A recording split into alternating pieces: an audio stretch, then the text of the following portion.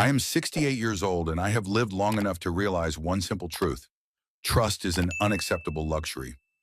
My name is Ebenezer Holm, and I have spent my life building what people call an empire. I started out as a simple sailor on a cargo ship and ended up owning the largest shipping company on the East Coast, Holm Shipping. The calluses on my hands have long since turned into scars, but I still wake up at 5 in the morning, a habit left over from the days when dawn was the signal to start the workday. A lot of people think I'm a heavy person. Perhaps they're right. Life has taught me to value specificity and to avoid empty promises. In our business, a word is either backed up by action or it is worthless. I did not tolerate delays and always demanded full commitment from myself and from others. Some former employees still shudder when they hear my name, but no one could accuse me of being unfair or dishonest. Elizabeth, my late wife, often said that I was like an old oak tree, sturdy, unyielding, but too hard to bend even in the strongest wind. She was the only one who saw me not only as a tough businessman, but as a man with his own weaknesses and fears. Elizabeth was my compass, my reminder that the world is made up of more than contracts and profit balances. 3 years ago, cancer took her, quickly and mercilessly, only 4 months from diagnosis to funeral.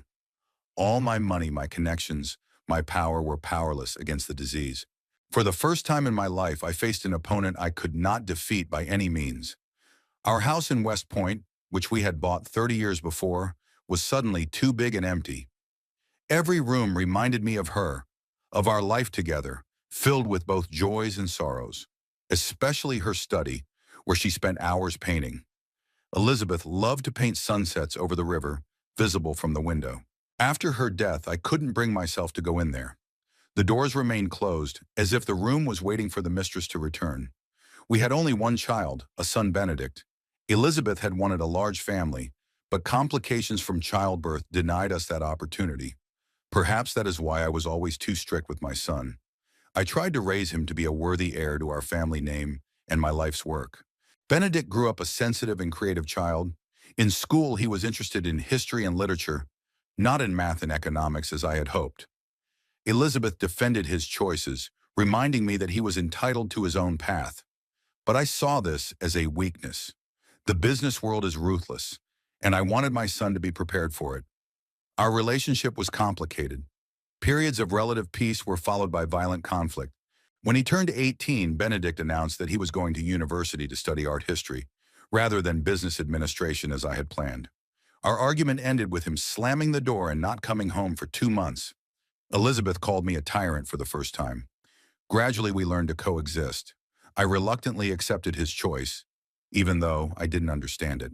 Benedict graduated from university and took a job as a curator in a private gallery. His salary was ridiculous compared to what he could earn in our company, but he seemed happy.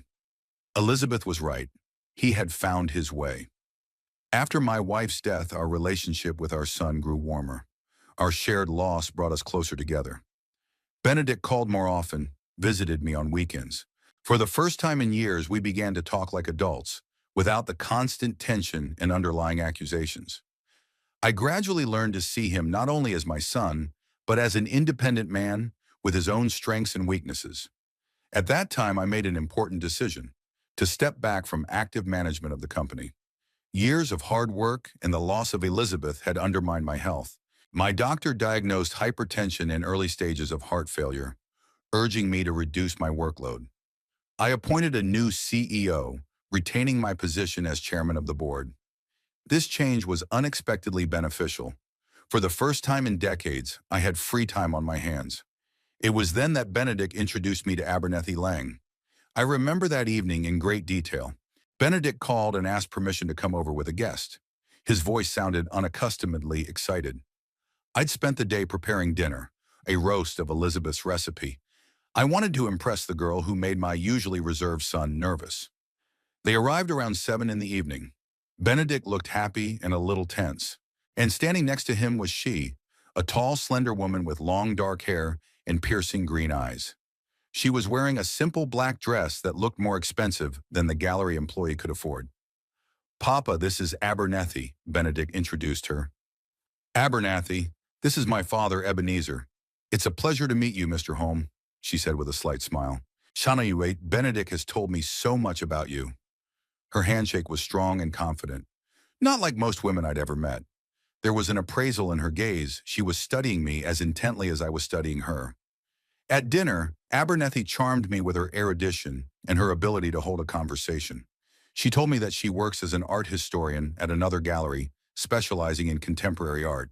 She talked about her childhood in a small town in Vermont, her deceased professor father, and her artist mother living in France. But something about her story made me wary. Perhaps too smooth a story, or slight inconsistencies in details, or the way she sometimes cast a quick glance at Benedict before answering my question. In my years of running a business, I'd learned to recognize falseness, and my instincts rarely let me down. When Benedict stepped out to bring dessert, I asked her, "What gallery do you work at, Abernethy?" "At the New Wave on Madison Avenue," she answered without hesitation. "That's strange, I've never heard of it. Who's the owner?" "Leroy Hutton," she answered again quickly. "But the gallery is relatively new, only 3 years old." I nodded, pretending to believe it. But later when they left, I checked that information. The gallery existed, but the owner was a completely different person, and Abernethy Lang was not listed as an employee. That little lie planted the seeds of doubt in me. But Benedict looked as happy as I'd seen him since his mother's death. I decided not to interfere, at least not yet. Their relationship developed rapidly. Within a month, Benedict announced that they were moving in together. 2 months later, they were getting married. The wedding was modest, in a small circle of friends. Only 2 people from Abernethy's side were present: an elderly woman, introduced as a distant relative, and a young man with a military bearing, supposedly a family friend. After the wedding, the newlyweds rented a small apartment in the suburbs. Benedict continued to work at the gallery, while Abernethy, she said, went freelance, appraising private collections. They would come to my place for Sunday lunches, and on the surface, everything seemed to be going well. But I noticed my son gradually changing. He became more withdrawn, often checking his phone during our conversations, avoiding conversations about work and finances. One day when Abernethy was away, I asked him directly, "Son, are you okay with money?" Benedict flinched and quickly replied, "Yes, I'm fine. Why do you ask?" "I think you're worried about something. If you need help—" "We don't need your money, Dad," he said sharply. "We're doing fine on our own." That reaction only made me more suspicious. But before I could say anything, Abernethy returned, and the conversation was over. That evening, alone, I thought about the situation for a long time. My son was clearly unhappy, but he was pushing away any help. Perhaps it was a matter of pride. Benedict was always eager to prove his independence. Or it was my character. I was never delicate when it came to helping. Or maybe it was his wife, whose influence on his son was becoming more and more noticeable. After much deliberation, I came to a decision that changed all our lives. Our family mansion in West Point stood virtually empty. I had rarely been there since Elizabeth's death, preferring a small apartment in the city. The house needed care, love, youthful energy. And Benedict and Abernethy needed a place of their own, a place where they could start a real family life. I decided to give them a house, not just to let them live there, but to officially sign it over to Benedict. It would not only be a practical gift, but also a symbolic gesture of passing on the family legacy. Before announcing my decision, I consulted a lawyer. We executed a deed of gift for the house and a piece of land. The value of this property was about $3 million, a considerable sum even by our family standards. The following Sunday, I invited Benedict and Abernethy to lunch. After dessert, I pulled out a file folder and placed it in front of my son. "What is this?" he asked with surprise. "Open it and look at it," I replied. When he realized what I had done, his eyes filled with tears. "Dad, it's too much. We can't accept such a gift." "You can and you will," I said firmly. "This house should belong to a family. It should be filled with voices and laughter. I want you to make it yours." Benedict stood up and hugged me tightly. For the first time in years, I felt like I had done the right thing as a father. Abernethy sat silent, with an unreadable expression on her face. When she finally spoke, her voice was steady. "This is very generous, Ebenezer. We are deeply touched." But in her eyes, I saw not gratitude, but calculation. It was as if she was already mentally estimating the value of the furniture and artwork that remained in the house. A week later, they moved. I helped with the transportation, hired a crew to clean up the garden and pool. Benedict was full of enthusiasm and plans for the interior renovation. Abernethy kept to herself, giving instructions to the workers and scrutinizing each room. When we were alone in the study, she suddenly asked, "Why did you do it, Ebenezer? Give away such a valuable asset?" "Because this is my family home," I replied simply, "and Benedict is my family. Is that all?" She looked at me with undisguised disbelief. "No ulterior motives? No conditions?" "No conditions," I confirmed. "The house belongs to Benedict now. He's free to do whatever he wants with it." She nodded, but I could see I had not convinced her. To Abernethy, gratuitousness was a foreign concept. She looked for a catch where there was none. That evening, leaving the house that no longer belonged to me, I had mixed feelings. Joy at my son's happiness, sadness at parting with a place that held so many memories, and the anxiety his wife caused me. I didn't know at the time how well-founded that anxiety was, and the price we would all have to pay. After Benedict and Abernethy moved into our family mansion, I expected our relationship to improve. The large house was conducive to family gatherings, Sunday lunches, and long conversations by the fireplace. Elizabeth always dreamed that someday our grandchildren would be running around here. I hoped that my gift would be not only a material support, but also a symbol of restoring the family ties that had been shaken by years of misunderstanding between my son and me. Things went well for the first few weeks. Benedict called almost every day, sharing his plans for the renovation of the house, inviting me to dinners. I helped with the pool renovation, hired a gardener to restore the garden Elizabeth had once created with such love. My son and I even went fishing for the first time in years. But gradually I began to notice a change. Our conversations became shorter and more formal. Benedict was increasingly busy, canceling meetings at the last minute. When we did see each other, he seemed distracted, checking his phone often, as if he were waiting for an important message or call. One day I arrived unannounced, bringing fresh fish.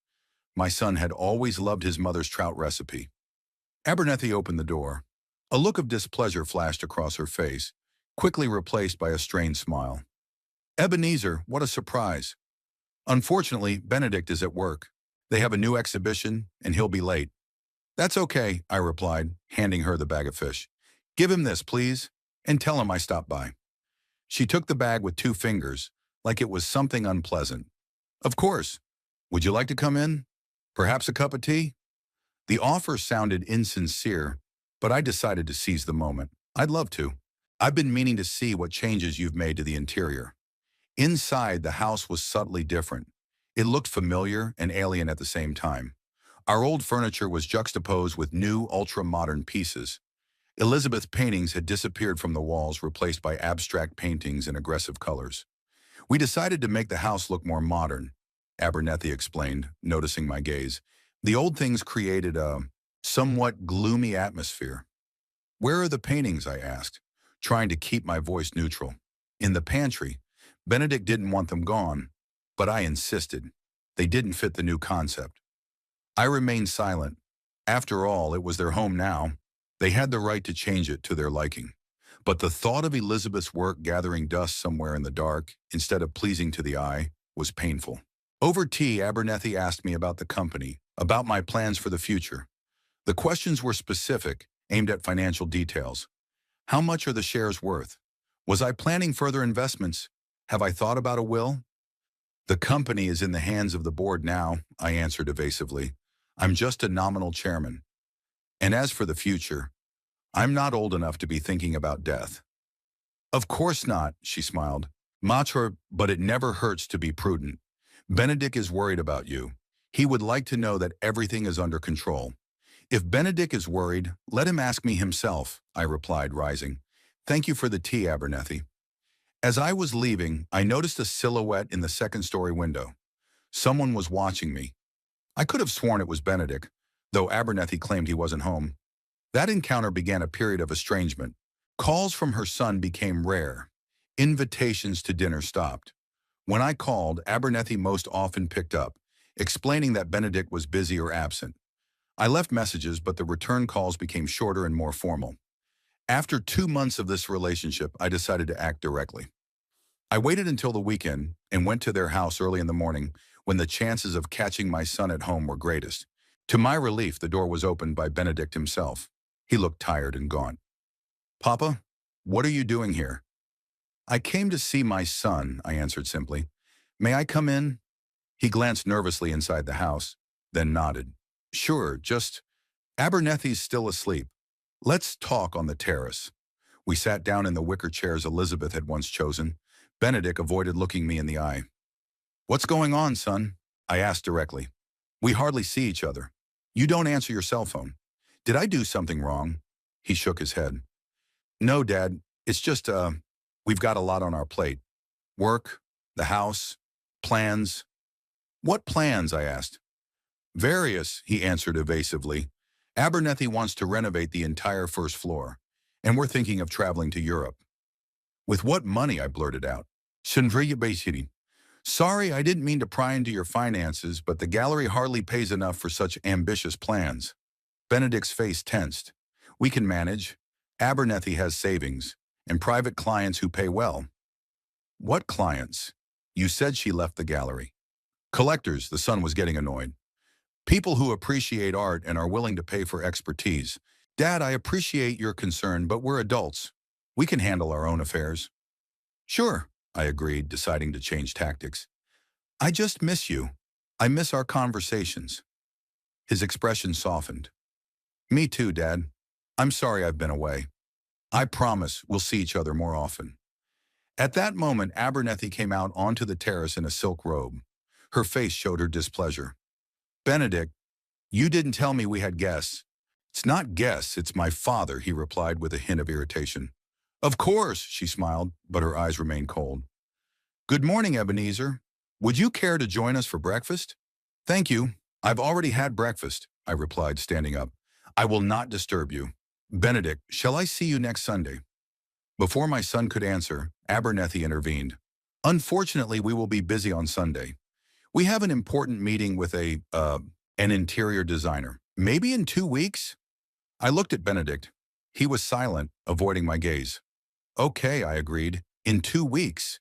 But even after 2 weeks, the meeting didn't take place. That morning, Abernethy called to say that Benedict had a cold and wasn't feeling well. I offered to come and bring medicine, but she firmly refused. He needs to rest. I'll take care of him. Another week later, I happened to meet Benedict's colleague from the gallery. When I asked her about her son's health, she looked surprised. Minus Benedict? He's fine. He's working on a new exhibit, very enthusiastic. He even stayed late last night. So Abernethy lied. Benedict wasn't ill, he was just avoiding seeing me. This revelation hurt, but it also reinforced my suspicions. Something was going on in their family, and that something was not good. I decided to take a different course of action. Since direct contact wasn't working, I needed to gather information through other means. I called my old friend Harlan Pratt, a former detective and now a security consultant. I don't want you to follow them, I explained to him. Just pay attention to the house. Who comes in, who goes out, especially when Benedict's at work. Harlan didn't ask too many questions. He'd known me too long to question my motives. After a week of observations, he provided a report. In Benedict's absence, the house was visited by various people, mostly middle-aged men, well-dressed, arriving in expensive cars. They never stayed long, half an hour to an hour. Some brought with them briefcases or cases for drawings. All behaved warily, looking around before entering the house. It doesn't look like the usual guests, Harlan said. More like a business meeting. But what kind of business your sister-in-law is running, I couldn't say. This information only heightened my fears. What business could Abernethy be conducting by receiving strangers in her husband's absence? Why were these meetings taking place in the house and not in an office or public place? And most importantly, did Benedict know about it? I decided it was time to have a frank conversation with my son, but first I needed to gather more information. I asked Harlan to keep watching and, if possible, to take pictures of the visitors. One more thing, Harlan, I added. Check out this woman, Abernethy Lane. I want to know who she really is. For the next 2 weeks, I made no attempt to contact my son, giving Harlan time to gather information. Instead, I focused on the company, returning to more active management. It helped take my mind off the troubling thoughts. One evening, the phone rang. To my surprise, it was Benedict. Dad, I was wondering if we could have dinner together. Just you and me. At that Italian restaurant Mom loves so much. His voice sounded strained. But I was so happy about the invitation that I didn't ask any questions. Of course, son. When? Tomorrow at 7, he suggested. I'll make a reservation. I'll look forward to it. As I hung up the phone, I felt a surge of hope. Perhaps Benedict had finally realized he was drifting away from me and had decided to make amends. Or more likely, he had noticed something suspicious in his wife's behavior and wanted to consult. The next day, I arrived at the restaurant early. I ordered a bottle of Benedict's favorite wine and waited. 7 o'clock, 15 minutes past 8, 8:30. I started to worry and dialed his number. The phone was unavailable. At 8 o'clock, just as I was about to leave, Benedict showed up. He didn't just look tired, he looked exhausted. His eyes were red and his hands were shaking slightly. I'm sorry I'm late, he said, sinking into a chair. Busy day. Is everything okay? I asked worriedly. You look not so good. It's fine, he tried to smile. It's just work. Abernathy and I had a little argument. About what? He waved his hand. Never mind. Domestic trivia. Let's not talk about it. We ordered food and the conversation turned to neutral topics. Benedict talked about the new exhibition, about the gallery's plans, asked about the company. But I felt it was only a superficial conversation. Something important remained untold.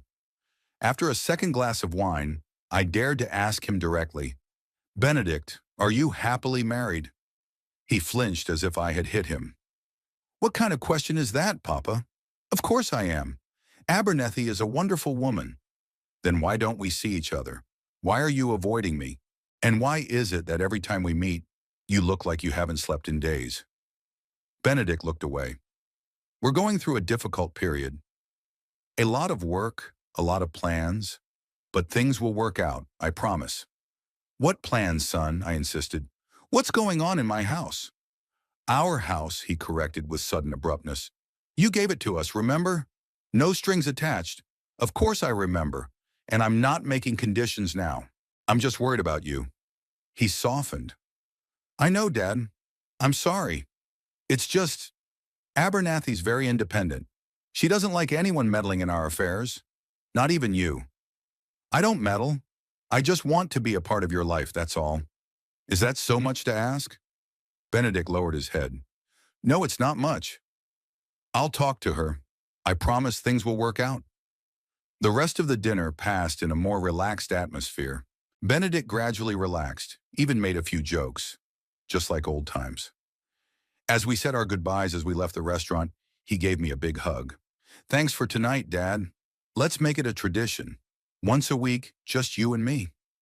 I'd love to, I replied sincerely. On the way home, I thought about our conversation. Something was clearly wrong with Benedict's family life.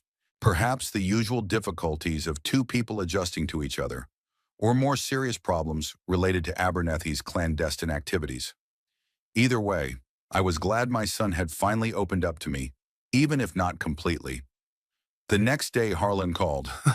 I have something interesting, he said without preamble. Your daughter-in-law is not only dating businessmen.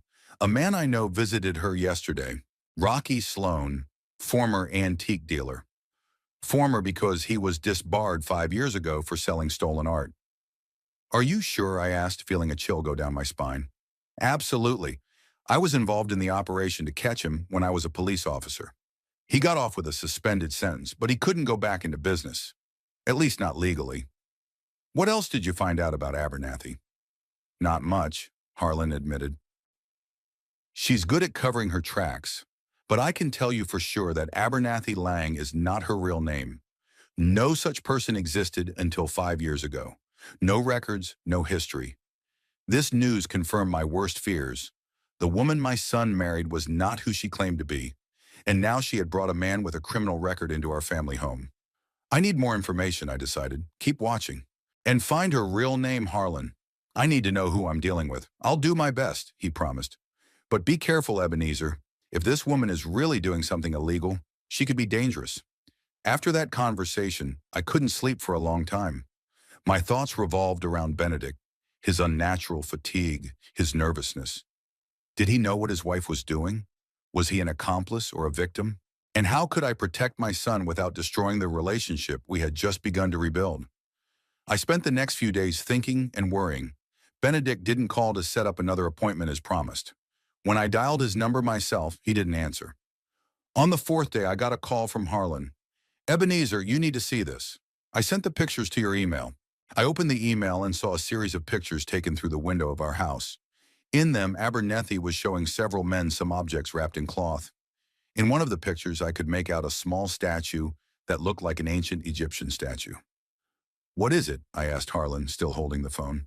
I can't say for sure, but it looks very much like items from the Whitmore collection that was stolen last month from a museum in Boston. The police are still looking for the thieves. I felt the ground go from under my feet. Our family home, where generations of the Hill grew up, had become a marketplace for stolen valuables. And my son, my Benedict, was caught up in it. What should I do, Harlan? I asked, feeling utterly helpless. You have two ways, he answered after a pause. The first is to go to the police with these pictures. They'll investigate, and if your daughter-in-law is really involved in the theft, they'll arrest her. Probably your son, too, if he's an accomplice.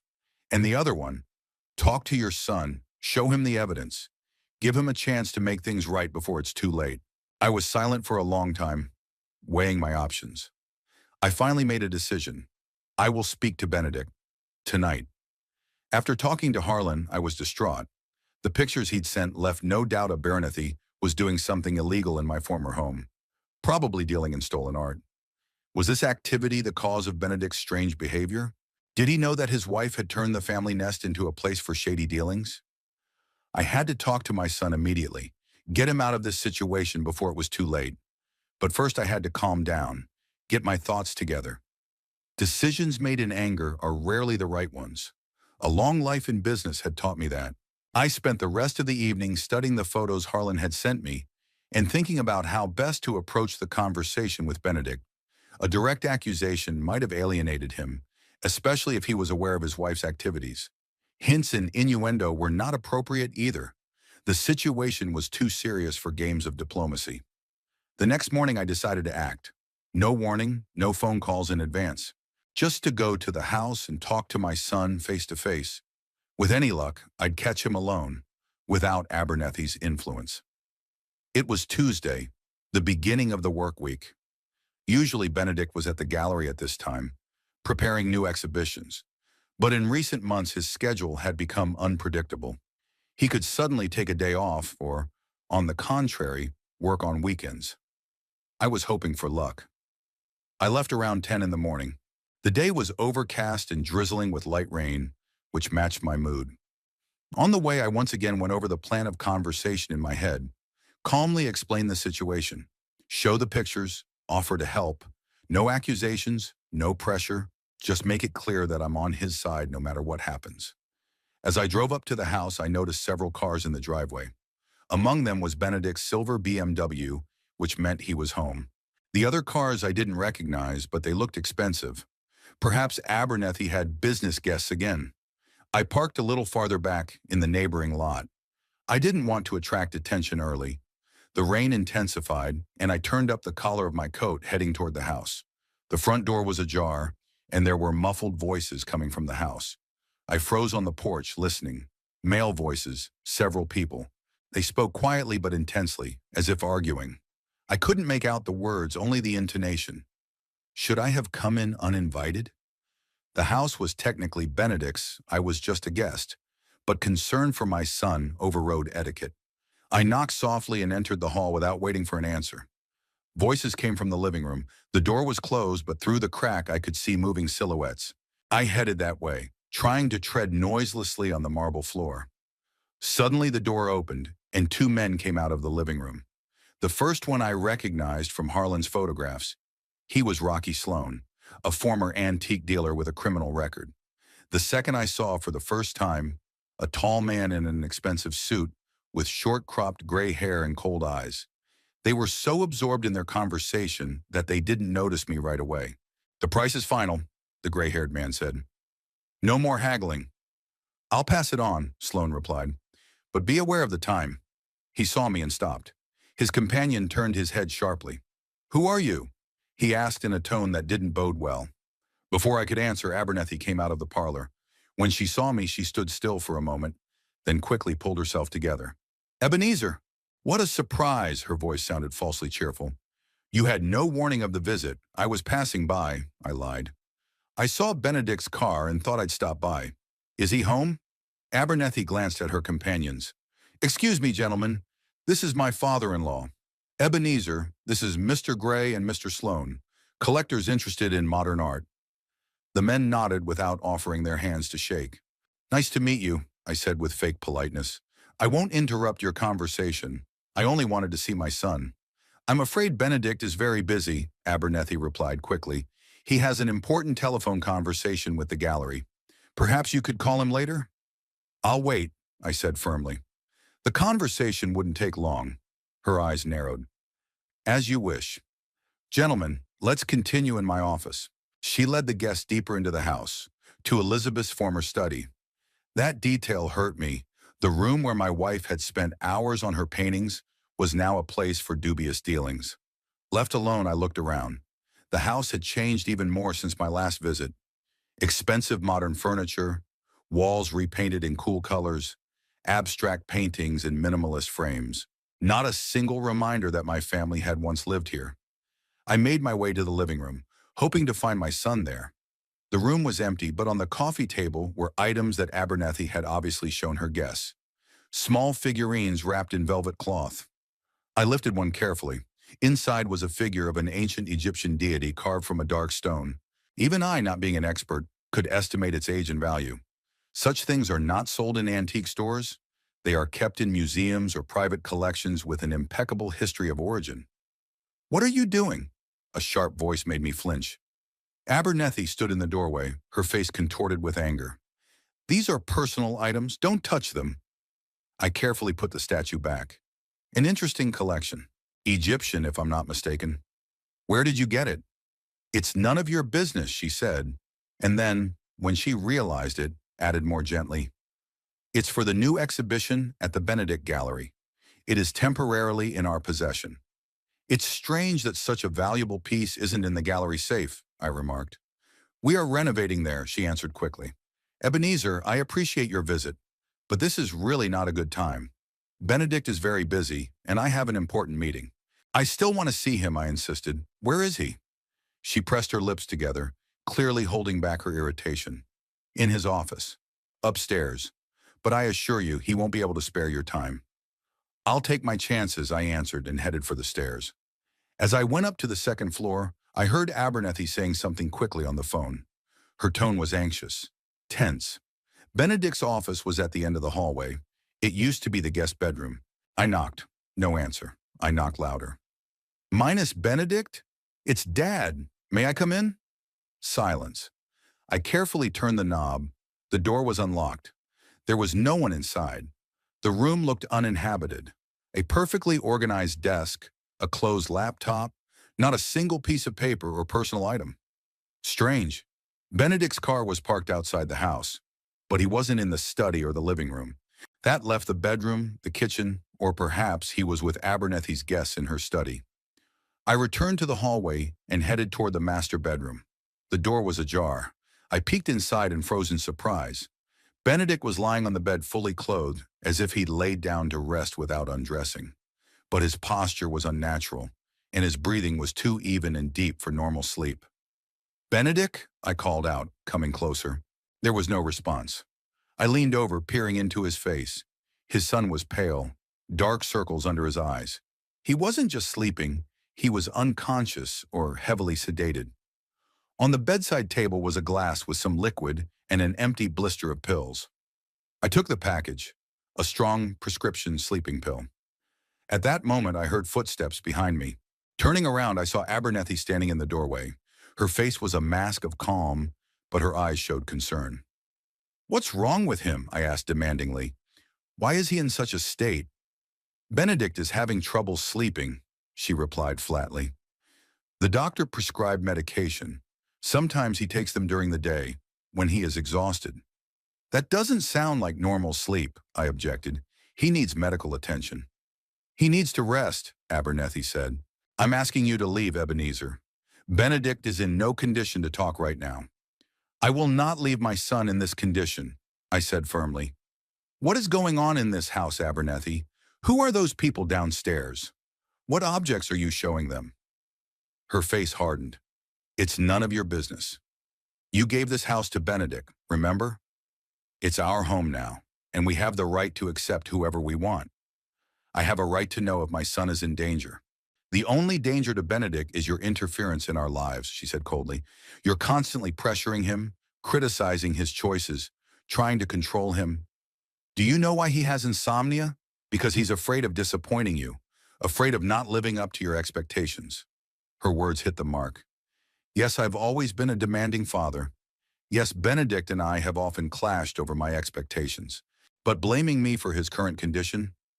It's manipulative, I said, trying to remain calm. You're trying to distract me from the main question. What's going on in this house? What are you doing? Abernethy came closer, her voice quieter but harder.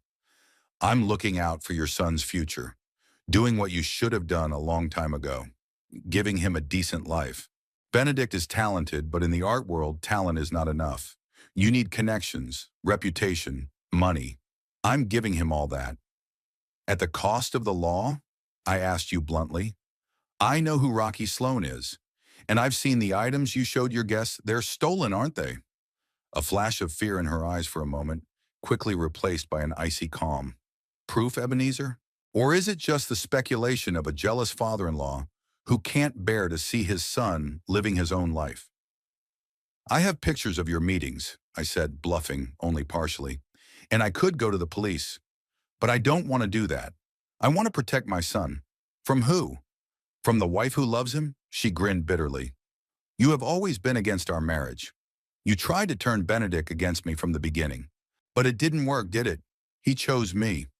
He didn't choose to be stupefied in his own bedroom while his wife was making shady deals downstairs.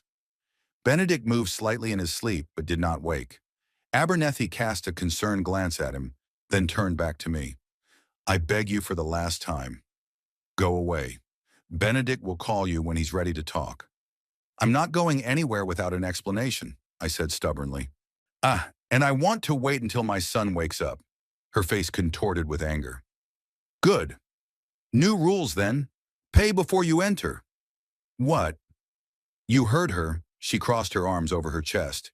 You want to stay in our house? $500 an hour. Think of it as rent. I couldn't believe my ears. You're charging me money to stay in the house I gave my son? That's right. Her smile was cold and calculating. This is business, Ebenezer. You must understand. Everything has a price, even family ties. I stared at her, trying to realize the depth of this woman's cynicism and calculation. She wasn't just running an illegal business out of my former home. She was methodically destroying my relationship with my son, isolating him, perhaps even keeping him on medication so he wouldn't interfere with her business. So, you're sick, I said quietly, and dangerous to my son. And you think too highly of yourself, she countered. You think you can control everything, rule everything. But I make the rules here. So pay up or leave. I looked at my sleeping son. Could I leave him like that? On the other hand, what could I do right now against his wife's wishes, in their house with two suspicious men downstairs? The rational part of me understood. Now was not the time for confrontation. We should back off, gather more information, maybe go to the police. But my fatherly heart ached at the thought of leaving my son in the lurch. I'll leave, I finally said. But this conversation isn't over. Oh, I'm sure it is, Abernethy grinned. Goodbye, Ebenezer. And don't forget, next time, call before you visit, and bring cash. Her last words, spoken with a mocking tone, rang in my ears as I descended the stairs. In the lobby, I ran into the men who were about to leave. They nodded silently at me, looking appraisingly, as if trying to figure out what I might have heard or seen. Stepping outside, I took a deep breath of fresh air. The rain had stopped, but the sky was still overcast. I walked slowly to my car, feeling a mixture of anger, helplessness, and determination. As I sat behind the wheel, I noticed movement in the second-floor window. Abernethy was watching me, holding her cell phone to her ear. Her silhouette against the dark room looked ominous. I started the engine and slowly pulled into the driveway. Thoughts swarmed in my head. What to do next? Go to the police with suspicions of stolen art? But that could get Benedict in trouble too, if he was involved. Try again to speak to his son? But Abernethy was clearly controlling him, perhaps even with medication. Driving past a neighboring house, I noticed unusual activity. An unmarked black van was parked at the curb. Two men in civilian clothes were unloading some equipment. One of them was holding something that looked like a directional microphone or a long-range camera. Surveillance. On who? Benedict's house or the neighbors? The police or Abernethy's underworld rivals? I drove past, trying not to attract attention. But in the rearview mirror, I noticed one of the men glancing at my car. Something was brewing. Something serious. And my son was in the middle of something he probably didn't even know was happening. I made a decision. I'm going to go back to town, contact Harlan, tell him what happened. Maybe with his police connections, we can find out if there's an official investigation into Abernethy's activities. And if so, how to protect Benedict from the consequences. As I left West Point, I felt time was working against us. Events were moving too fast, and I feared I would not have time to save my son from the trouble into which his calculating and unscrupulous wife had unwittingly led him. The Riverview Hotel was a 20-minute drive from West Point, a modest 3-story red brick building with a small restaurant on the first floor and a view of the Hudson River. Nothing luxurious, but clean and cozy. Just what I needed that night. I checked in around 6 p.m. The receptionist, a young woman with a friendly smile, recognized me immediately. "Mr. Holm, haven't seen you in a while. The usual single room overlooking the river?" "Yes, please, Sarah," I smiled back. In years past, when Elizabeth and I came to check on the house after the winter, we often stayed here for a couple of days. A mini vacation away from the hustle and bustle of the city. We had breakfast on the terrace, walked along the promenade, sat in the hotel's little bar in the evenings, listening to the local pianist. Happy, carefree days. "Would you like to order dinner in your room or go down to the restaurant?" Sarah asked, handing me a keycard. "Room service, please." I felt too exhausted to socialize. "And if I could have a bottle of whiskey." She nodded understandingly. Perhaps something in my face said something about the shock I'd been through. When I got up to my room, the first thing I did was to call Harlan. I needed to tell him what had happened. The strange activity near the house.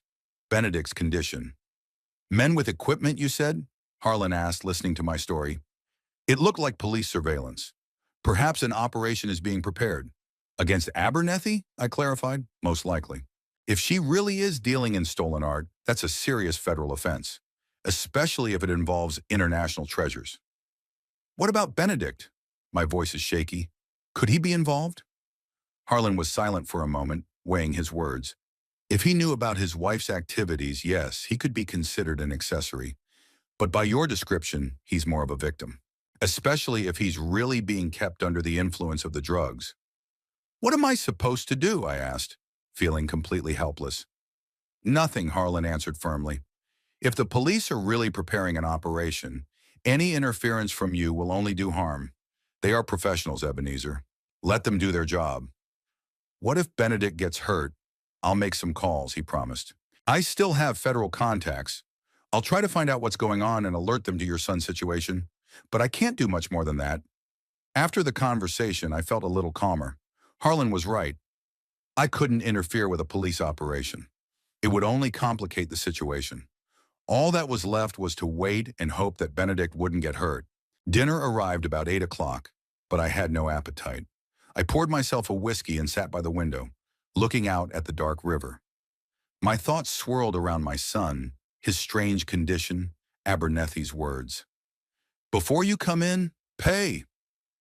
That phrase, spoken with such cold calculation, did not leave her mind. How could this woman demand money to enter the house that I myself had given to my son? What game was she playing? And most importantly, why was Benedict letting her treat his father like that? I remembered our last normal conversation, dinner at an Italian restaurant. Benedict looked exhausted, talking about a fight with his wife. Maybe he was beginning to suspect something. Or was he trying to resist her influence? The whiskey warmed my throat, but brought no relief to my soul. I should have seen the signs earlier. Should have intervened when their relationship first began. Checked Abernethy's background, insisted on a prenup. But I was so happy to see my son happy after Elizabeth's death that I turned a blind eye to the obvious warning signs. The phone rang around 11 o'clock at night. It was Harlan. "I've found out something," he said without preamble. "The operation is indeed being prepared. Tomorrow morning, FBI and local police. They have a warrant to search the house and arrest Abernethy Lang, whose real name, by the way, is Sarah Kowalski. She's wanted in 3 states for fraud and art theft."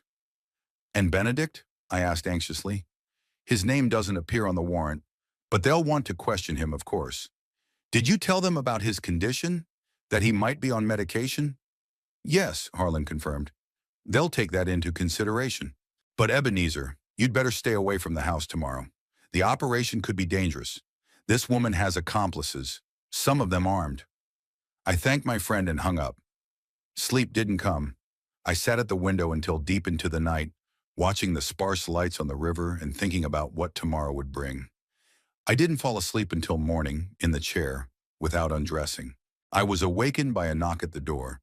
The maid had brought breakfast, which I had ordered yesterday and had forgotten all about. The clock showed 8:30. After a quick wash and a fresh shirt from my suitcase, I went down to the lobby. I had to act, despite Harlan's warning. I couldn't just sit in the hotel knowing my son could be in danger. Stepping out into the parking lot, I noticed an unusual buzz of activity. Several police cars with their sirens on drove down the main road leading toward West Point. They were followed by an unmarked black SUV, the typical transportation of federal agents. So the operation had already begun. I quickly got into my car and drove out onto the road, keeping a safe distance from the motorcade. I didn't want to attract the attention of law enforcement early. As I approached the neighborhood where our house was located, I saw police barricades. A uniformed officer was stopping all the cars, checking documents. I had to park a few blocks away from the house and walk. As I approached the intersection from which our mansion was visible, I froze at what I saw. The house was surrounded by police cars. Armed officers in body armor stood on the front lawn. Neighbors spilled out onto the street, watching from a safe distance. I made my way through the crowd of gawkers, trying not to attract attention. One of the neighbors, Mr. Jenkins, recognized me. "Ebenezer, did you see what's going on?" He lowered his voice to a whisper, even though no one could hear us. "The police came at dawn. They say they found stolen art in your house." "It's my son's house," I corrected him automatically. "Have you heard anything about Benedict?" "Nothing concrete," Jenkins shook his head. "I saw someone being let out in handcuffs, a woman and 2 men, but Benedict wasn't among them as far as I could see. I was anxious to see what was going on outside the house. The police cordon prevented me from getting closer, but I saw Abernethy being let out of the door in handcuffs. Even in this situation, she held her dignity with her head held high. She was followed by the 2 men I'd seen yesterday, Sloan, and the man they called Mr. Gray. Suddenly, there was a movement among the officers. Another man came out of the house, and I was pained to recognize my son. Benedict was not handcuffed, but he was supported by 2 plainclothes officers. He looked disoriented, stumbling as if not fully awake. "Benedict!" I couldn't take it anymore and shouted, trying to get through the police cordon. An officer blocked my path. "Sir, you can't go in there. There's a police operation in progress." "That's my son," I objected, "and my home. I have a right to know what's going on." "Step back behind the cordon line, sir," the officer repeated firmly, "or I'll have to detain you." At that moment, a man in a suit with an FBI badge on his lapel approached us. "What's the problem, officer?" "This man's trying to get through the cordon. Claims he owns the house." "Former owner," I clarified. "Ebenezer Holm. The house now belongs to my son, Benedict. I want to know what's going on with him." The agent looked at me carefully. "Mr. Holm? Harlan Pratt was talking about you. Come with me." He led me through the cordon to the ambulance where doctors were examining Benedict. My son sat on the edge of the open van, wrapped in a blanket despite the warm day. His gaze was unfocused, his movements slowed. Dad?" He looked up as I approached. "What's going on? Why are the police here?" I sat down next to him, gently put my arm around his shoulders. "It's going to be okay, son. Don't worry." The doctor, a young woman with short dark hair, took me aside. "Your son is under the influence of strong tranquilizers," she said quietly. "Judging from the blood tests, this has been going on for days, possibly weeks. He needs hospitalization and detoxification." "Did his wife do this?" I asked, even though I already knew the answer. "We found several empty blisters of sleeping pills and tranquilizers," the doctor confirmed, "and traces of powder in his tea and food. He'd probably been systematically drugged without his knowledge." I felt a wave of anger rising inside me. Abernethy wasn't just using our house for illegal activities. She was actually poisoning my son, keeping him semi-conscious so he wouldn't interfere with her business. An FBI agent who identified himself as Daniel Rivers approached us. "Mr. Holm, we need to talk about your sister-in-law." "She's not my sister-in-law," I replied sharply. "The woman is a criminal who has harmed my son." "We understand that," Rivers nodded, "but we need your help.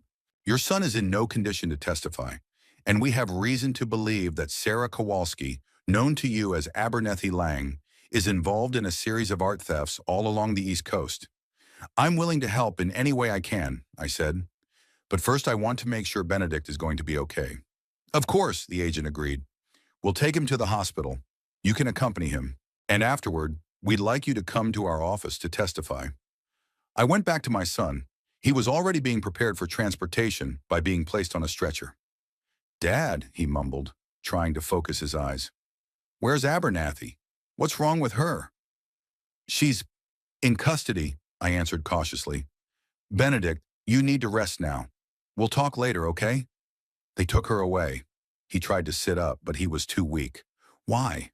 What did she do?" I exchanged glances with the doctor. Was it worth telling him the truth now, in his condition? "Mr. Holm," the doctor said quietly. "It's best not to worry him now.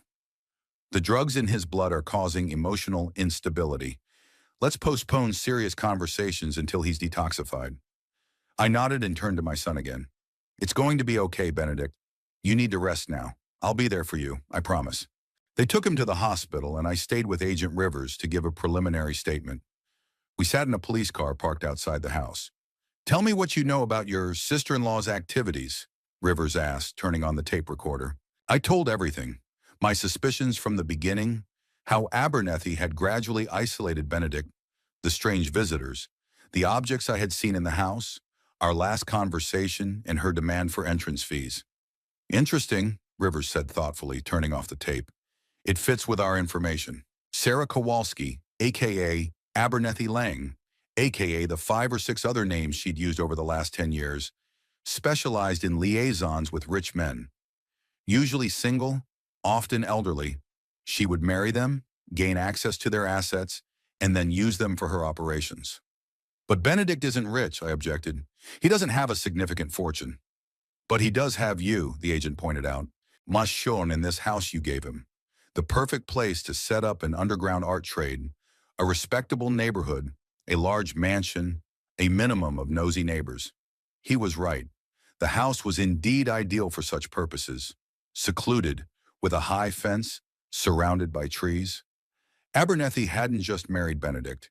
She'd set her sights on our house, on the opportunity to use it for her business. "Shortfilm. What would happen to her now?" I asked.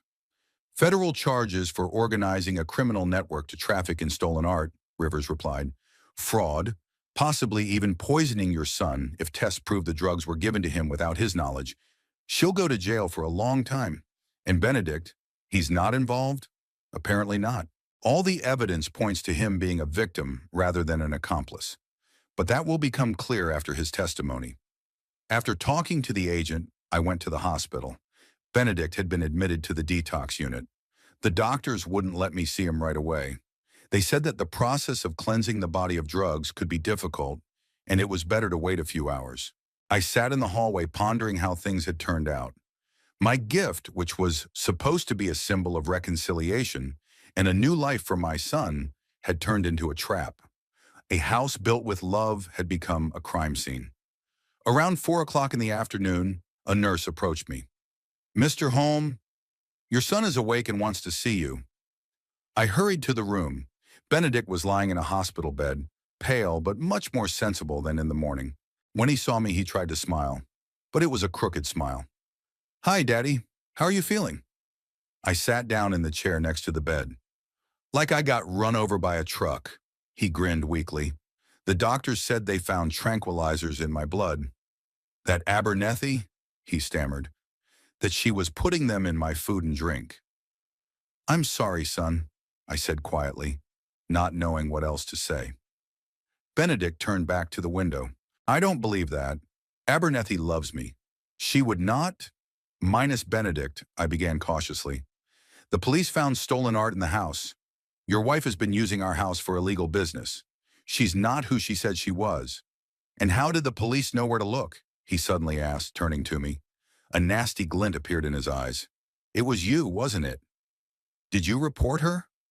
"Benedict, you never approved of our marriage." His voice grew louder, angrier. "Always looking for faults in her, always trying to tear us apart. And now you've gotten what you want, haven't you? Destroyed my family." "I was trying to protect you," I countered. "She poisoned you, Benedict. She kept you drugged so you wouldn't interfere with her business." "Lies," he almost shouted. "She was taking care of me. They were vitamins, supplements, for immune support." I realized it was useless to talk. Despite the evidence, despite his own condition, Benedict refused to see the truth. Abernethy had penetrated too deeply into his mind, subjugated him too much. "All right," I held up my hands in a conciliatory gesture. "Let's not talk about this now. You need to rest." "Go away," he said quietly but firmly. "I don't want to see you." "Benedict, please, go away." He raised his voice, and a worried nurse came into the room. "Is everything all right?" she asked. "No," Benedict answered. "I want that man gone. Immediately." The nurse threw me an apologetic look. "Mr. Holm, perhaps you should come back later. The patient needs to rest." I got up reluctantly. "Of course. I'll come back tomorrow, Benedict." "Don't bother," he said coldly, turning away from me to the wall. As I left the hospital, I felt utterly devastated. Everything I'd done had been to protect my son, but instead of gratitude, I got accusations and alienation. Benedict saw me not as a savior, but as a traitor who had destroyed his family. Maybe in time, when the drugs are completely out of his system, when he sees the evidence of Abernethy's criminal activities, he will understand. Will realize that I acted out of love, not out of a desire to control his life. But deep down, I had my doubts. The gap between us, which I had been so eager to bridge with the gift of home, was now deeper, and I wasn't sure we could ever cross it. After our conversation in the park, I didn't see Abernethy for 3 days. Harlan reported that she appeared in court to renew her bail conditions as planned. The judge, given the severity of the charges and the defendant's international ties, had tightened the conditions. She was now required to wear an electronic bracelet to track her movements and check in daily at the police station. I contacted Agent Rivers and told him about Abernethy's visit and her words about a possible threat to Benedict. Rivers took the information seriously, albeit with a degree of skepticism. "We'll keep an eye on your son," he promised. "But frankly, I think Kowalski's bluffing, trying to manipulate you to get money for a lawyer or even to escape." "Do you think she can escape?" I asked. "Amaru, despite the bail and the electronic bracelet?" "People like that always find a way," Rivers replied. "She has extensive connections, fake IDs. If she has access to money that hasn't been frozen, she might try." This conversation only made me more confident in my decision. Abernethy was using the perceived threat to Benedict to manipulate me, and the money she received would most likely be spent on organizing her own escape. On the 4th day after our meeting in the park, around 7 in the evening, my apartment doorbell rang.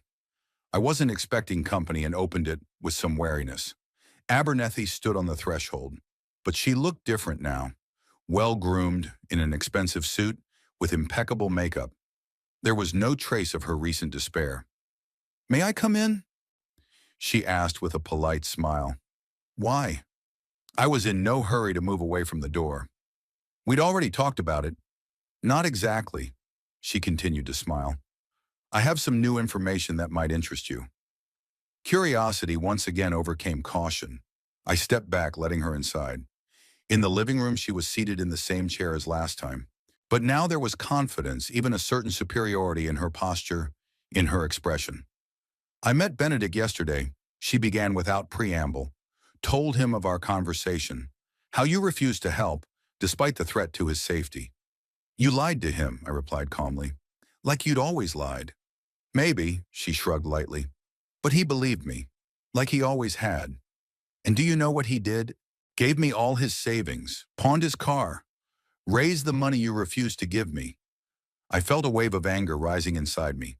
You keep using him even now, even when everyone knows who you really are. I'm using what I've been given, she replied simply. His love, his trust, his willingness to sacrifice for me. That's a powerful weapon, Ebenezer. Stronger than money, influence, power. What do you want from me now? I asked her bluntly. Nothing. Her smile grew wider. I just wanted you to know that I got what I wanted. Not from you, but from your son. And I also wanted to say thank you. Dash? Thank you? I didn't hide my surprise. Yes, she nodded. Your refusal helped me to turn Benedict against you. Now he is convinced that you never accepted me, never wanted our happiness, that you were willing to put him in danger just to spite me. I stared at her, amazed at the depth of her cynicism and calculation. Even now, cornered, under investigation, she was still playing her games, manipulating people, destroying relationships. You won't win, I said firmly. Sooner or later, Benedict will see the truth. Realize who you really are. Maybe, I said, that careless half-smile again. Sure, but by then I won't be here, and your relationship with your son will be irretrievably damaged. You're planning an escape. It wasn't a question, but a statement. I plan to survive, she clarified, as always, and Benedict's money will help me do it. She rose, getting ready to leave. Goodbye, Ebenezer. I doubt I'll see you again. Wait. I stood up too. Do you really think you can just walk away? After everything you've done? The police are watching you. You're wearing an electronic bracelet. Details, she waved me away. I've solved more problems than that. It's all about having a plan and resources, and thanks to your son, I have both now. She headed for the door, but I blocked her way. I won't let you use Benedict again. I won't let you steal from him and disappear. You can't stop me, her voice grew harsher. No one can. I'm always one step ahead, always ready for any twist and turn. Not this time, I pulled out my phone. I recorded our conversation, every word you said about your escape plans, about using Benedict's money. This recording will be enough to revoke your bail and return you to jail pending trial. Her face contorted with anger. You're bluffing. Check it out, I turned on the tape. Her voice, clear and recognizable, filled the room. By then I won't be here. Benedict's money will help me do it. For a moment she froze, contemplating the situation. Then her face changed, the anger replaced by a calculating calm. All right, she took a step back. You've won this round, but the game isn't over. It's not a game, I said firmly. This is my son's life you're ruining, and I won't let you continue. What do you want? She asked me bluntly. What do you want with this tape? I want you to leave Benedict alone. Stop manipulating him, lying to him, using his feelings. And in return, I won't give this tape to the police, as long as you honor the terms.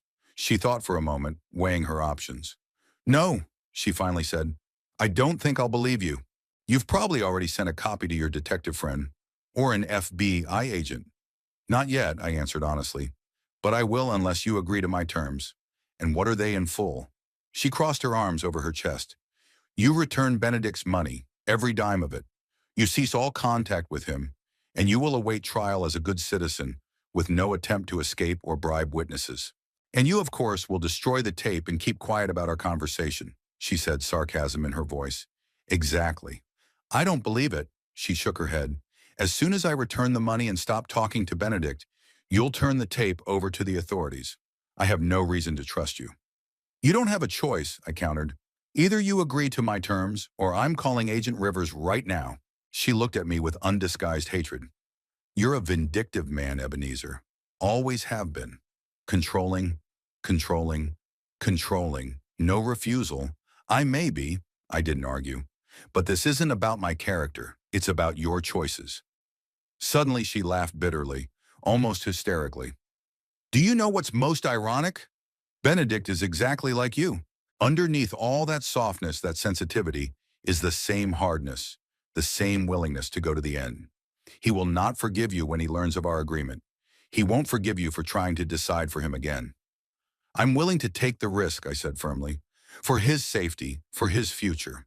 His future without me, you mean? She grinned bitterly. Well, I accept your terms, but know this is not the end. Benedict will find me, or I'll find a way to contact him when things settle down. Then I'll turn the tape over to the police, I warned you, and you'll face an additional charge of attempted escape. We'll see about that, she shrugged. When do I get my money back? Today, I said firmly. Now. In front of me. I don't have it on me. She waved her hands. It takes time. I'll go with you. I wasn't going to give in. Wherever I had to go. She reluctantly agreed. We walked down to my car and drove to the address she'd given me, a small motel on the outskirts of town. She was silent the whole way, staring out the window with an impenetrable expression. At the motel, she entered the room and came out a few minutes later with a small bag. Here are $23,000, she said, holding out the bag, all that was left of Benedict's money. The rest had already been spent on preparation. I took the bag without opening it. It would be naive to trust her, but it seemed inappropriate to check the contents right here. Good, I nodded. Now about contacting Benedict. I understand the terms, she interrupted sharply. No calls, no meetings, no messages. Total breakup. Happy? I'll be satisfied when I see you've really left him alone. You'll never be satisfied, Ebenezer. Her voice grew quieter, almost wistful. People like you are never truly happy, always looking for a catch, always expecting betrayal. Even from their own children. It's not for you to judge my happiness, I said. Goodbye, Mrs. Kowalski. I hope never to see you again. Likewise, she said coldly. When I got home, I counted the money. It was really $23,000, much less than I had expected. So Benedict had given her all his savings, perhaps even gotten into debt, and she had already spent a considerable portion of it in preparation for her escape. I knew I had to return the money to my son immediately, but how could I do that without explaining its origin? And how would Benedict react when he found out that I had interfered in his relationship with his wife, actually blackmailed her? The next morning I had the answer to these questions before I could even do anything about it. About 9 o'clock the doorbell rang. Benedict stood on the threshold, pale with reddened eyes but determined. What have you done? He asked without greeting. Come in, I stepped back, letting him into the apartment. Let's talk calmly. I don't want to talk calmly. His voice shook with barely contained anger. Abernethy told me everything. About your agreement. About how you made her pay back the money I gave her willingly. How you forbade her to communicate with me. So she violated the terms of our agreement right off the bat. I should have seen it coming. Sit down, please, I pointed to the chair. I'll explain. He sat down reluctantly with a look of impatience and distrust. Abernethy used you, I began. Not just now, but from the beginning of your relationship. She is a professional swindler, Benedict. She would marry wealthy or powerful men, gain access to their resources, and then use them for her operations. I know who she is, he replied sharply. I know what she's accused of. But it's not the whole truth. It's not so clear-cut. She drugged you with tranquilizers, I reminded him, keeping you semi-conscious so you wouldn't interfere with her business. It's been medically confirmed. She explained it, Benedict objected stubbornly. The drugs were for my own good, so that I wouldn't worry, wouldn't be anxious. I've always been too emotional, you know that. I realized that logical arguments were useless. Abernethy had penetrated so deeply into my son's mind that he was ready to justify even outright poisoning. Okay, I changed tactics.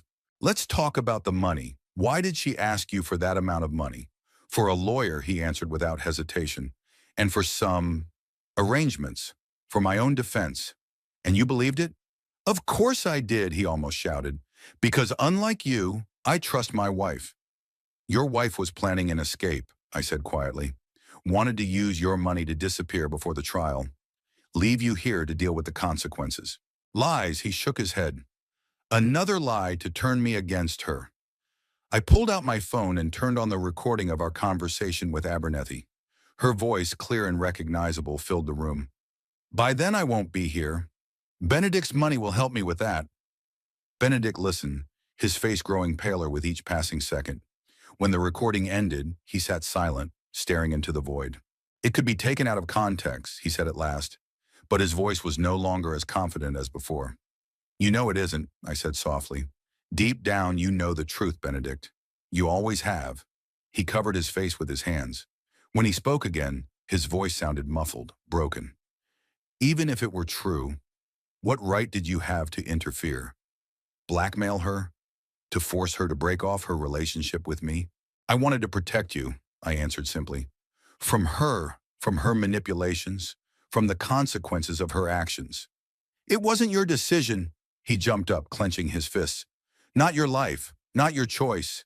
"You're right," I agreed, "not mine. But I still did what I thought was necessary. Because I love you. Because I couldn't stand by and watch you ruin your life." "Do you?"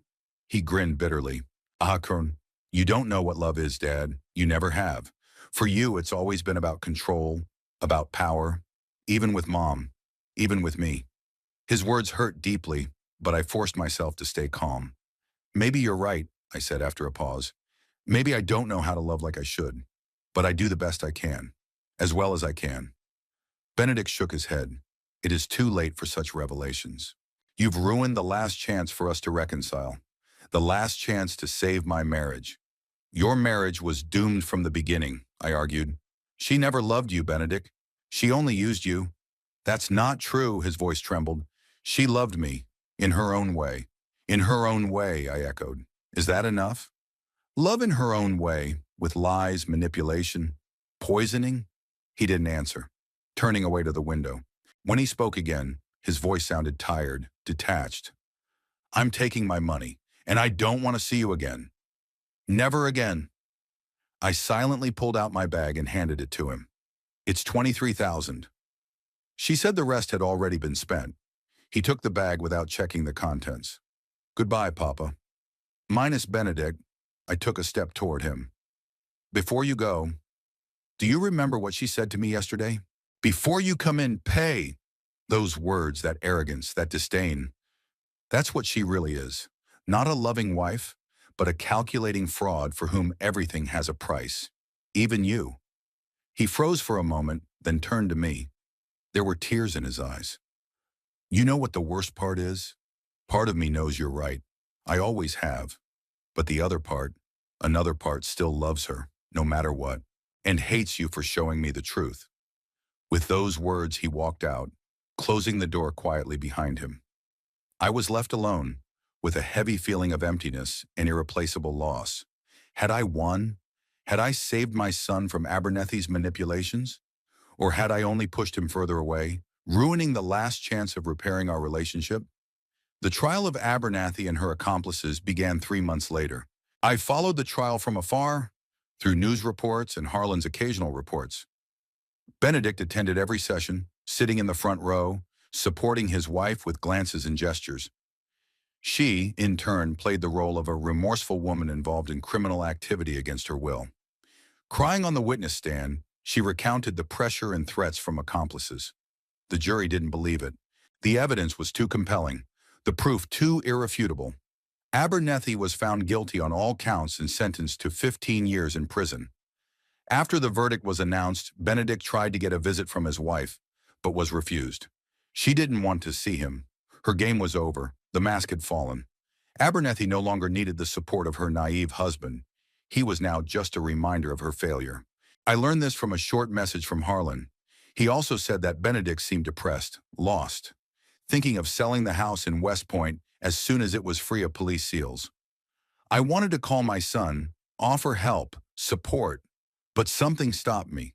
Perhaps the fear of hearing the same coldness and aloofness in his voice, or the realization that he had to go through this ordeal himself to realize the bitter truth about his marriage. Weeks passed, months passed. I immersed myself in my work, returning to more active management of the company. It helped to distract myself from thoughts of my son, of our broken family. One evening, almost a year after Abernethy's arrest, the doorbell rang. I opened it, not expecting to see Benedict on the doorstep. He looked different aged, with new wrinkles around his eyes, gray hair on his temples. But the main change was in his gaze. The naivete was gone. replaced by a calm, sad wisdom. "Hello, Dad," he said simply. "May I come in?" I stepped back silently, letting him inside. We sat down in the living room, not knowing where to begin our conversation after so many months of silence. "I sold the house," Benedict finally said. "I couldn't stay there anymore. Too many memories." "I understand," I nodded. "Where do you live now?" "I rent an apartment in the city, not far from the gallery. Back to work. That helps." There was a pause. Then he raised his eyes and looked directly at me. "I came to apologize for everything I said the other day, for not believing you." "You don't have to." I shook my head. "You were blinded by love. That's understandable." "Not just love," he countered. "Stubbornness, pride, unwillingness to admit that you'd misjudged a man so fundamentally." He grinned bitterly. "I'm like you in that."